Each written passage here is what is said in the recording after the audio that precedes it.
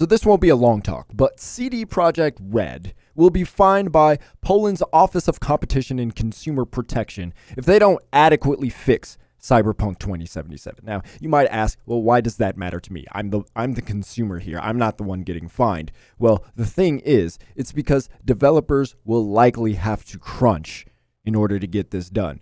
This Office of Competition and Consumer Protection will be monitoring the progress that CD Projekt Red is making on these fixes to Cyberpunk 2077. There's no timetable given at this point, but you could imagine they don't want, and I'm talking about the little office, they don't want this to lag for too long, which means CD Projekt Red will likely be putting some pressure on their workers, intentionally or not, to get this done. Which means people are probably going to have to put in a little extra work. Now, there was a video that came out from CD Projekt Red that said they're not going to make their workers work overtime. They're going to prevent that as much as possible. But I have to ask, and I don't mean this in just the most cynical way possible, but do we really trust CD Projekt Red after everything that they've done? Can we really trust the words that are coming out of their mouth at this point? I think there has to be a little bit of trust earned at this point. I hope that is the case, which means I also hope that this Polish Office of Competition and Consumer Protection will give them the time to get these fixes done so that they don't have to crunch. But I have to say I'm a little skeptical, and I think that's fair. Nothing wrong with earning a little trust back.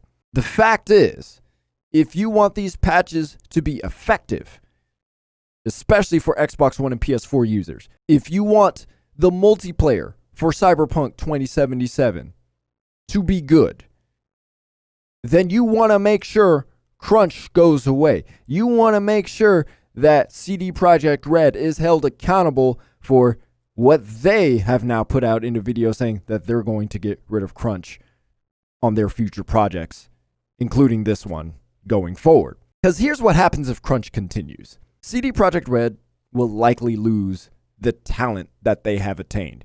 And if they lose the talent that they have attained, that means the franchises that you love, including Cyberpunk 2077, will not be the same. Anytime major talent, core talent, leaves a project, that project is never the same. Look at what happened with Rare. Rare completely changed after its core developers left. Yes, it wasn't because of crunch, but the idea here is the core people leave, it's never the same. Look at Halo. The Halo that Bungie created is not the Halo that 343 has kept going. So CD Projekt Red should be totally invested in making sure that their workers do not have to crunch to get any of this done, whether it's the multiplayer or the patches. No extra overtime. That's what they say. No obligatory overtime. That's the goal. And that is something you should be holding CD Projekt Red accountable should any reports come out or anything like that. It's up to us to make sure that these people that we want to have make great games are taken care of.